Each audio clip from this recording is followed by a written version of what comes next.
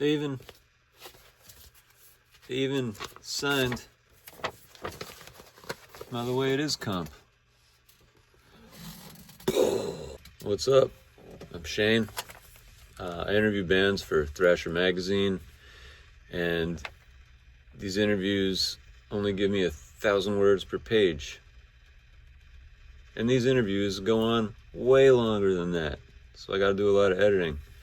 And my goal for these videos is to let you enjoy the long form interview with some of our favorite bands.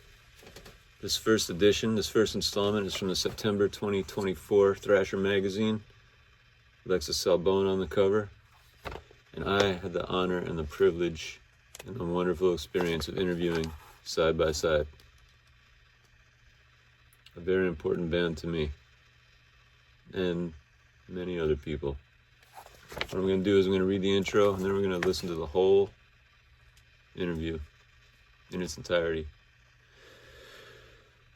Side by Side was only around for a short period between 1986 and 1987, releasing one 7-inch, one LP, and playing a handful of shows before disbanding. The members going on to be in the bands Youth of Today, Gorilla Biscuits, Alone in a Crowd, and Judge. However, their brief existence left an undeniable impact that has reverberated through 3 generations. This fact was made clear when I attended their first NYHC show in 35 years at a sold-out Brooklyn Monarch, where I witnessed a multi-generational collective consciousness sing-along. I sat down with singer Jules Massey, bassist Billy Side by Side, drummer Sammy Siegler, and guitarist Eric Fink. Lars Weiss was not present for the interview, but he was playing that night. Rest in peace, Alex Brown, who was a founding member. He passed away in 2019.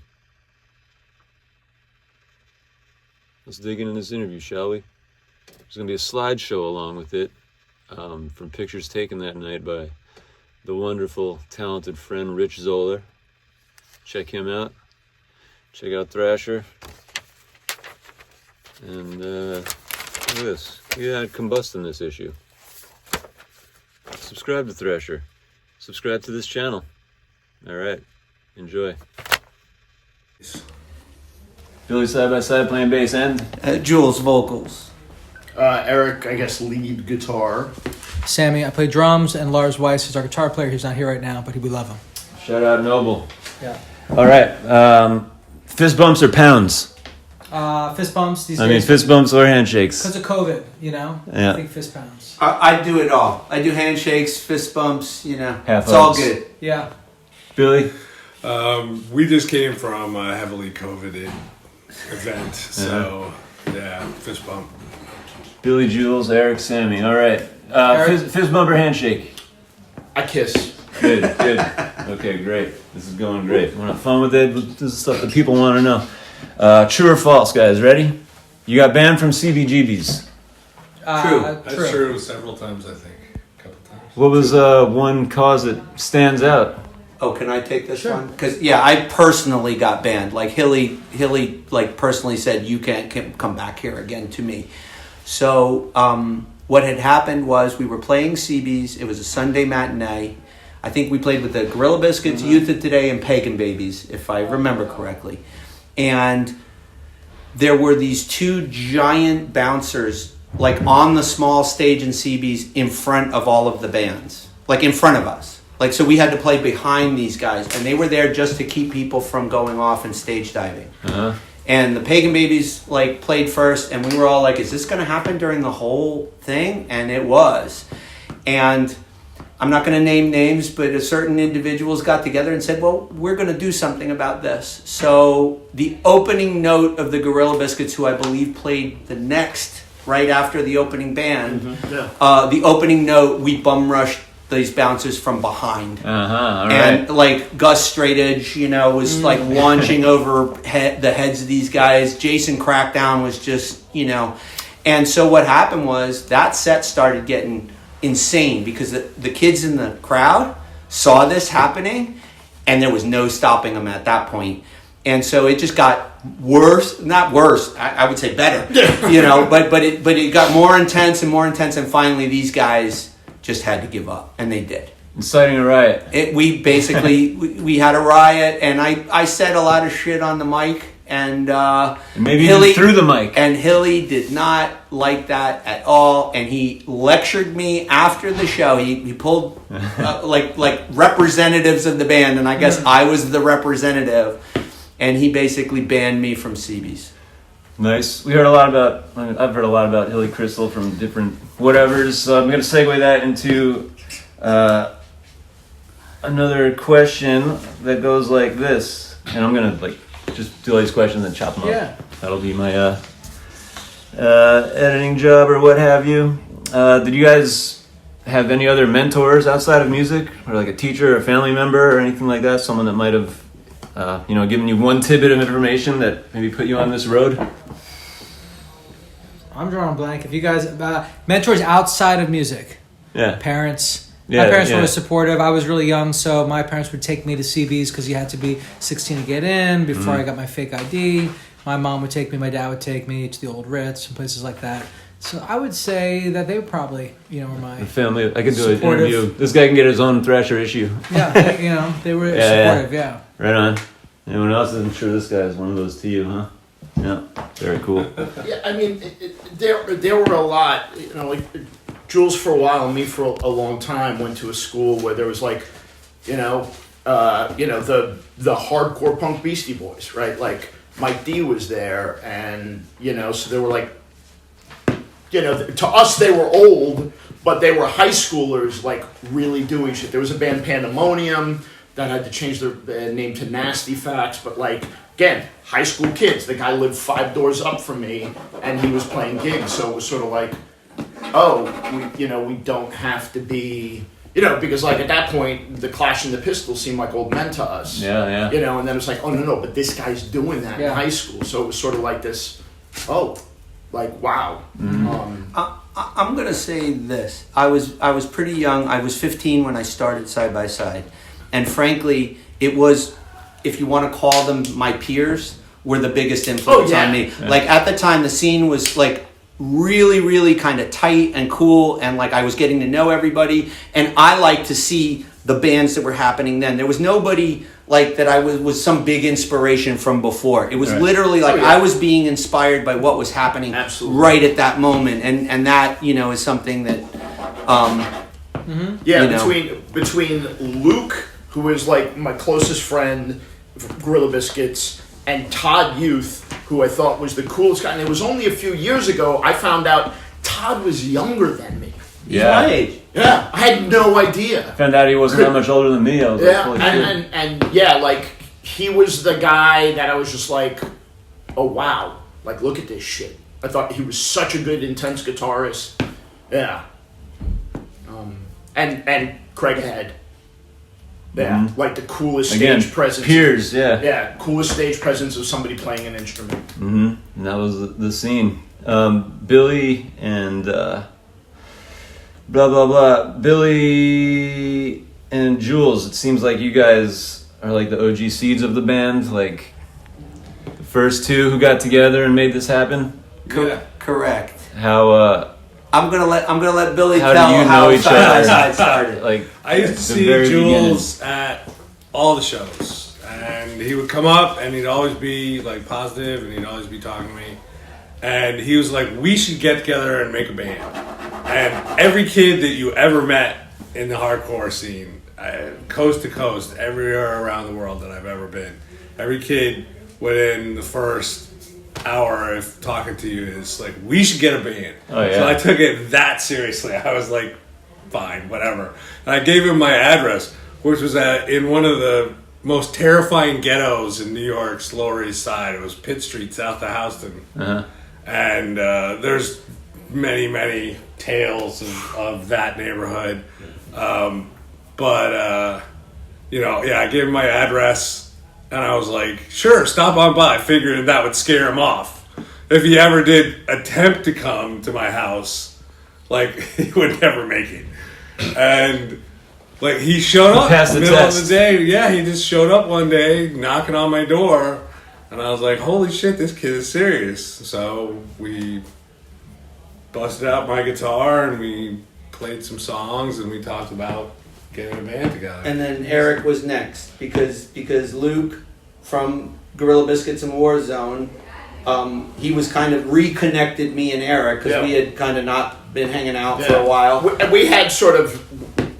We sort of had a band at one point. Right, but I was 14 years old. I mean, it was you know, whatever. Anyway, and then that this was kind of the genesis, and it kind of, you know, solidified with Sammy. Yeah. All right. Well, which leads me to my next question. If one of you guys need help, will you be there? Will you bend over backwards because you care? Well, we're here now. Yeah. Mm-hmm. How's everyone's backs, by the way? I have not been able to bend over backwards since I was about 15. Yeah, I was thinking there would be a thread of like touching in with like aging and stuff too. You know, you're only young once and all this, and here we are, men of a certain vintage, and the spirit doesn't age. Am I right? Like, I mean, I think you can sing. Yeah, it's all mixed up. Like, I wrote the lyrics to the song "Look Back" when I was 12 years old. Yeah. So what was I looking back on? Do you know what I mean? Right. But now all of a sudden that song is like super relevant. Right. And now it makes sense. Or You're Only Young Once. Like, yeah. So you know, I think one of the reasons why I think hardcore works for some of these old bands to keep playing is because the lyrics are still, you know, pretty relevant, pretty important. Yeah. And unlike so many of the things that I may have done when I was a teenager, I believe in every single word of them today.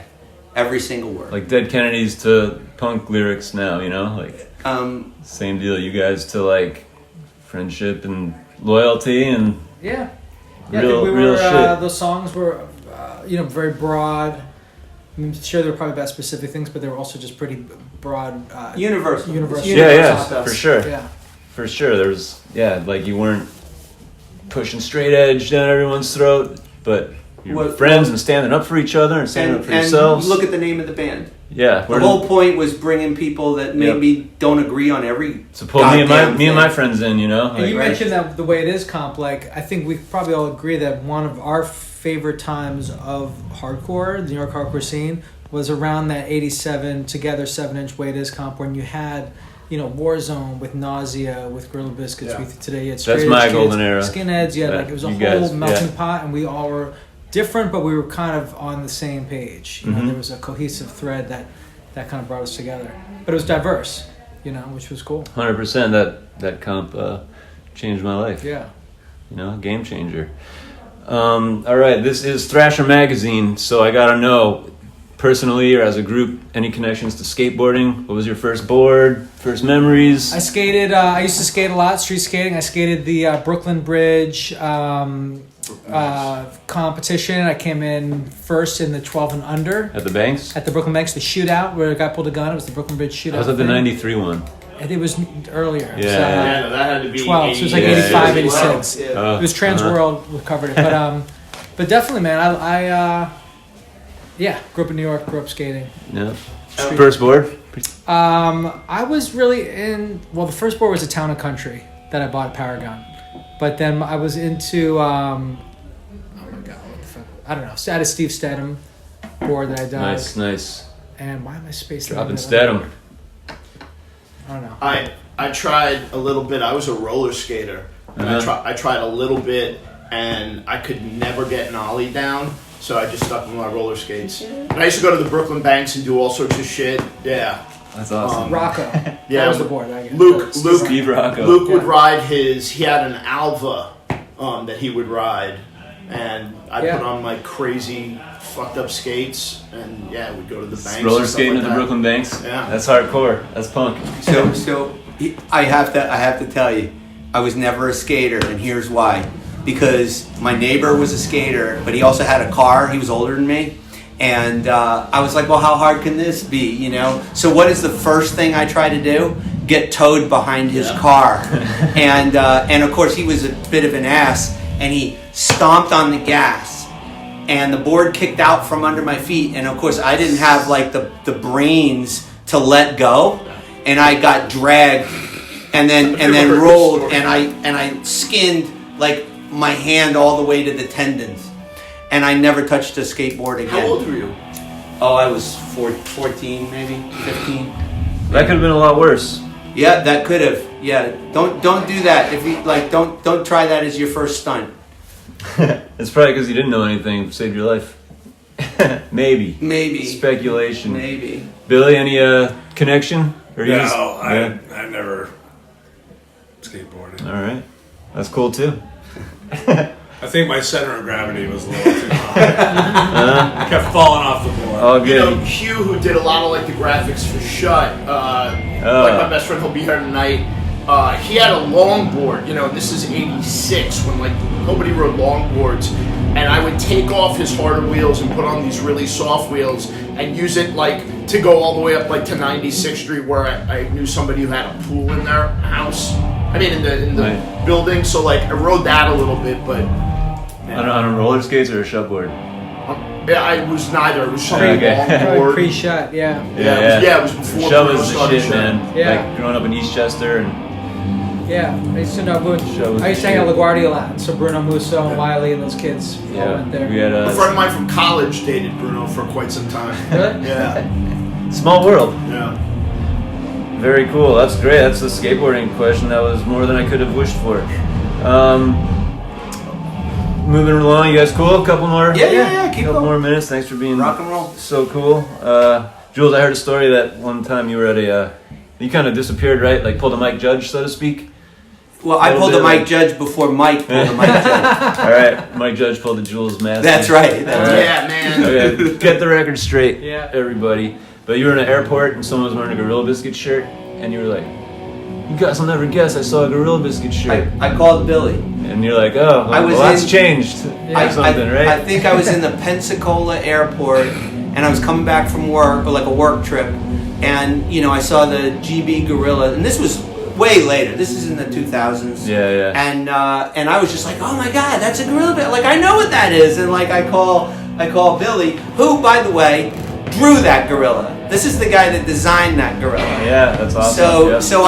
That's why I called him and I said, you'll never believe what I see. And he was just like, I could hear his eyes rolling on the phone. He's like, dude, it's been around. So this is a cool segue to these other two questions. Have younger bands hit you up and like wanted to capture that aesthetic and like asked you to do art for them?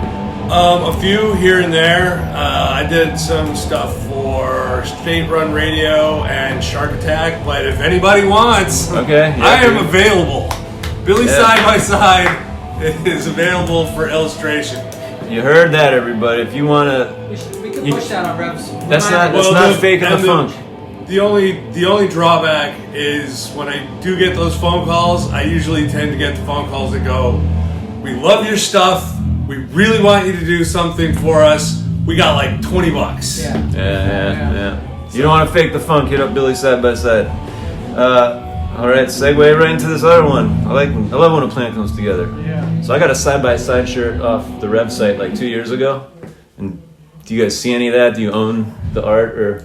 Yeah, we I help with a lot of stuff at Revelation, and so we just try and make shit that we feel needs to happen for whatever reason. I think you're probably talking about we did like a little drop of some shorts and a hoodie, and we licensed his BJ Papa's photograph. That's the one, pink. Yeah. Pink. A friend of mine that's got Mike Nacero did a lot of those designs. Just trying to. I'm a believer that you kind of have to like keep it alive a little bit, keep that fire lit. For even if the bands are not playing, just to kind of whether it's merch or whatever. That it came may out be. with the reissue though, right? Like I think that came before. Yeah, I'm that trying to came remember before the why it reissue. came out, but I think maybe the reissue was and, delayed. and I have to say this, right? A massive shout out to Revelation and Jordan Cooper, because here's the thing. Like you said, like I kind of dropped out and other people were doing other thing. The one like minding the store and guarding our stuff was Jordan Cooper. Absolutely. And he's the one that got it back from all the bootleggers and all of that. And I'll just tell you right now, listen, it's not enough to retire on, not even close. Yeah. But I mean, he's always made sure to pay the band. I look at it too, like, I kind of stumbled on punk through walking down 8th Street, going into Butterfly, looking at the wall, seeing like a GBH shirt and being like, wow, that looks cool, let me get it. And so sometimes you have to put the shit out there. in the world, because some young kid might stumble upon a Youth Today Fish shirt or Gorilla, or Side by Side shirt, and next thing you know, get turned into all this stuff. But if you don't feed it, then it probably It's gonna die. disappears. And this is why this was important to me. I feel like you guys struck such a special chord with me and other kids our age, my age, all over the world, and I want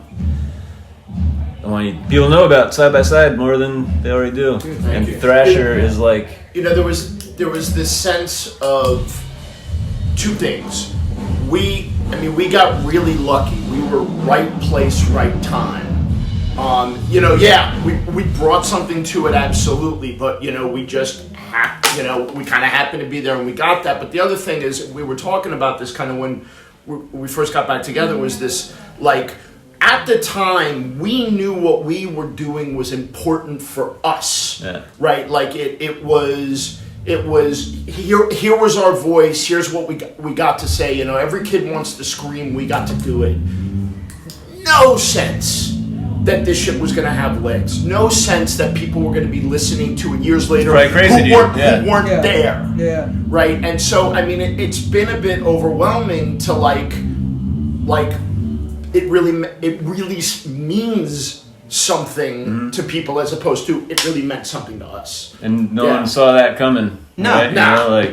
No way. It's a global phenomenon. If you had told me that 30 years ago, I would have told you you're out of your mind. But when you go into anything with that pure heart and no agenda, then that's the shit that usually sticks around for a long time. Because it was just like, this needs to happen. Right for your Like, we made friends. the time, we fucking rehearsed however many times. Like, we got in the van, drove in the winter to the fucking show. With no brakes. Yeah. We did it because it had to happen, man. We were all on the same page, Yeah, all right, quick then, gnarly van story. Any, So I heard no brakes. So actually, that's me and Mike Judge were the ones that got to deal with that. So here's what happened: we played Albany, and the drive from Albany to New York City is a long drive, and so we're driving in the middle of the night, and Ray Bees is driving the van, right? And Ray Bees is literally flooring the van. We're going like 100+ miles an hour down the highway, and he's swerving. And I'm like, what the fuck are you doing? Right. And he's like, my daddy told me this. This is how you avoid radar. I'm like, okay, buddy. Anyway, and so he's driving this van well past its limits, right? This was the Youth of Today van, I think. And so, as would usually happen, is people would be like, drop me off here, drop me off there. So people are peeling off while we're in the city, and it's me and Mike Judge, and Mike is taking the van back to New Jersey. So I'm the last passenger, right? And we're going, and we're driving down, it's like 3 a.m, and we're driving down, I want to say like 7th Avenue or something like that. And Mike goes, we're at a red light and we're still going. And I'm like, look at him. He goes, no brakes. And I go, what do you mean? Stop fucking around. And he's like, no brakes. And he didn't. I saw his foot. We had no brakes, and we could just go through the red light. But it was 3 a.m, so there was nobody around. And I'm like, well, I guess we better stop. Like, try to get this thing to a stop. He's like, no way, I'm getting this all the way home. So we drove the rest of the way with no brakes. Like, and he was coasting through lights, and whatever. It's the confidence you can't and if memory serves, he's just slowed the van down slow enough that I could actually get out. And just kept going, and I was like, later, Mike, and he just went off. Shortly after that, he bought a Trans Am and totaled it. Is that Did he really? I don't know. Did he have but anyway, that's how it was. It was always like too many people in a van, and remember, I couldn't drive, so I was relying on all these older guys to do it. Absolutely. That was the gnarly van. Judge and Bolo shared a van with no windows. It was a cargo van. We drove across country, California, back to New York. Purcell was driving. I pulled over going 96 miles an hour by a guy named Officer Boss. We were in the middle of the country somewhere. The guy took Purcell's license and said, you have to send me $500 cash. Mike talks about that story. And I'll send you the license back. Hold on, let me cut you off. Was Side by Side involved in this story? No. Sorry. No. We deviated. No, listen, here's the thing, right? What are the two hardest things? Getting me to start talking and then getting me to stop. This is great. I really appreciate it. The one that we played, what was the Amish town? Lidditz. Lidditz, Pennsylvania. Lidditz, Pennsylvania. I broke my foot on the monitor. They all went to this just outside of the Mennonite but not Amish house where they were doing something. I got taken to the hospital. They put it in the lake, whatever. It was a weird night, and then we all went to Hershey Park. Ray Capo jumps the turnstile going in. We ran around. I'm on the crutches. Every ride we got off of the people who worked there were screaming at us. And we kind of got chased out of the park. They shut the centrifuge down because, of course, everyone's trying to go upside down. Yeah. Like Slayer at Disneyland. All right, are you guys dead serious? About what we say or about what we do? About what you say? I mean, I would say so when it comes to what's getting put in there, and that lesson, I've pretty much stayed in politics and activist shit, and part of it was really influenced by the sense of you can actually do something. One of the coolest things about getting back together and playing right now in this 2023 version is getting on a Zoom and Eric showing us a guitar that he built by hand that he plays live, which is just amazing. We haven't seen someone for many years. You guys live in New York now? No, we're all spread out. Yeah. Indianapolis, Florida, Arizona, LA, and Brooklyn. Cool. Yeah. But we made the effort, man. We got together, we rehearsed a shitload, and we were in Holland, and now we're here. And Billy is absolutely not dead serious. And everyone's in the right place, right? Everything is where it needs to be. When Jules called me about this, because I was the last of the core group he called, I just assumed that Billy wasn't going to be involved in it. Mm-hmm. And when he said Billy's in, I was like, oh, this is fucking awesome. Yeah, Billy. The original band. I was like, it's great. This is awesome. The ingredients are important for all this shit. Every band. I think if you, we definitely have a thing when it's the five of us, it comes together and it works. And just gonna say, Alex, R.I.P. Yeah. Yes, absolutely. Yeah. It's funny. I don't know whether I gotta this rip out here real quick. Always the case, but I find at least right now, I enjoy playing Alex's songs more than my own. And I don't know whether it's just because I've literally sat at home and writing the songs and playing them, but... Did they actually start or did they just check? Yeah, no, they're still checking. Yeah, but it's Alex's heart is still here. In it, yeah, I'll get to that in a sec if you don't mind. All right, couple more, but all right. No, you can have. Yeah. I'm gonna step out. He's got to step out. For goods. I think so. I'm gonna go ahead and check. Okay, real quick. What music was playing when you lost your virginity? There was no music, unfortunately. No music? Me neither. No music? All right, this is a good question. People want to know. But yes. Great time. All right, those I feel comfortable with you guys to throw out some kind of goofy shit. Okay, right now, I just wish I had a better answer. That's all right. Smashing Pumpkins for me. Okay. Not that anyone I'm asked. sorry. The first album. The first album's pretty good. Eric got to be listening to something. He's a Casanova. Look at him. Oh, we're gonna get way too much detail, dude. So I'm just warning you right now. Yeah.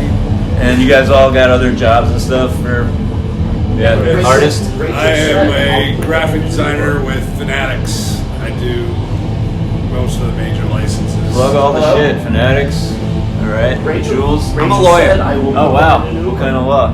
Maritime law, ships and boats. All right. Awesome. I won't be plugging my, Yeah, that's fine. That's cool.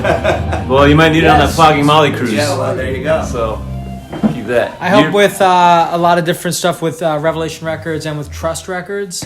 And, right, that's a sick label. And playing drums a lot. Yeah, playing drums a lot. Yeah. I'm a drummer too, actually. Right so on, thank you. You're Thank you. You've been a heavy influence. Well, right back at you. Right on. I've been going non-stop. Yeah.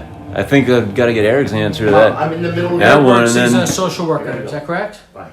What is your line of business? What do you do when you're not playing music? Technically, I'm a social worker, but I'm actually just building fixing up house and building a new house, and I'm doing everything myself. So Social work is my survival paycheck as well. there you go. What was playing on the radio when you lost your virginity? I was in a crawl space. Not where we were. No. There was no music you couldn't on give it all. because it was. I lived overseas in a 10th grade thing, and I was in a crawl space where there were like 6 other people sleeping, and so Aviva, I won't say her last name, and I had to be very quiet. Just a song. Yeah. Music or no music? No music. There was no song. So clearly. But not that long You called it. afterwards, I was engaged with a schoolmate of Jules and mine, and she slapped me and said, "Stop it!" And I was like, "Oh, I must have done something wrong." And the Misfits were playing, and I was like, what? She's like, "You're singing." And I was more into the Misfits than I was into the sex. Right. Yeah. You guys are killing me. In a good I way. called it. In a good way. I You mean, say, for me, it was Misfits. No, I said we were going to Well, get so way sure. more information. Absolutely. I mean, I could go with some more, but I think we're cool. What What do you you got? do you? You do you. This is a Make one-time. sure you get what you need. One-time shot. Yeah, it is. It is. All right. This is just me. Like, you can see how I operate here. Yeah, it's Yeah. cool. Good, yeah. More organized than Everyone's me. got their process. Yeah, just pick and grab and see what segues. What's on everyone's turntables these days? New stuff, old stuff, soul, funk. This one always stumps me, this question. I know. This guy, Yves Tamor. That would be my arty answer for you. All I right, think he's pretty good. Yves Tamor. Eric, what are you bumping these days? Lately, it's a decent amount of Oi, and it's always Joe Strummer and the Jam. Like that. That's never the gone Jam. off my turntable. Yeah. I mean, I am going to be the worst here. I literally just put on stuff. Like no, there's no one I'm particularly into or whatever.